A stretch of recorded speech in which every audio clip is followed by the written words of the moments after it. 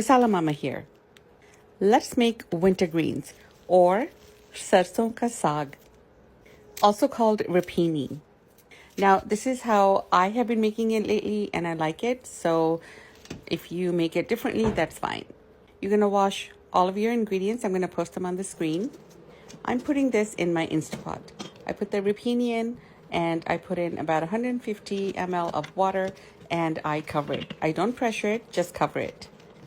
And I do that with the broccoli. I do that with this Chinese greens. It's called choy sum, I think, and also some spinach.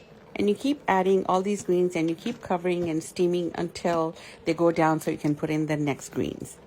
And I add all these others to the rapini because I think the rapini is a little bit too bitter for me. Add the spices, cover, and then you're going to pressure it for 20 minutes. Last night I pressure cooked it and it became nice and soft. You can see there's a little bit extra water at the bottom. We're going to keep the water aside and I'll show you what I'm going to do with that after. Sarson ka saag is always served creamed. And I just put it in my food processor, run it for about 30 seconds and it's done. It should have a nice creamy consistency like this. Now, the leftover water. I'm going to put that in a pan and I'm going to dry it down. If I leave it with the saag, there's going to be splashing of water everywhere.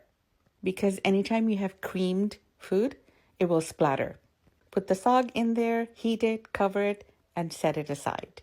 Next, I'm going to make a little bit of ghee, and I'm going to take some butter, melt it, remove all the white milky particles, and then I'm going to add a couple of tablespoons of vegetable oil.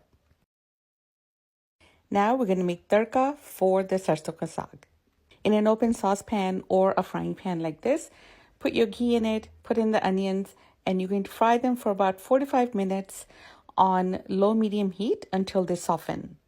After that, you're going to add your julienne cut ginger. You're going to fry that for about 4, 5, even 6 minutes because sometimes ginger takes a little bit longer to soften.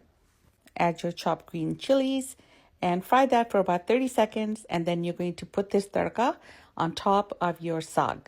At this point, the heat is off because this creamed saag would have been spluttering all over the place. Mix this really well, but slowly. You want to make sure all the ghee gets in there, all the onions and the ginger, everything mixes in really well. Your saag is basically done. You're going to cover it, you're going to heat it, and just to make sure everything gets mixed in really well. And this heating should be done with the cover on because otherwise you can see everything would be splattering outside right now. And like the good chef that you are, you're going to taste for seasonings and adjust. Serve with besan ghee roti. Don't forget, I have a TikTok account, Watch Masala Mama.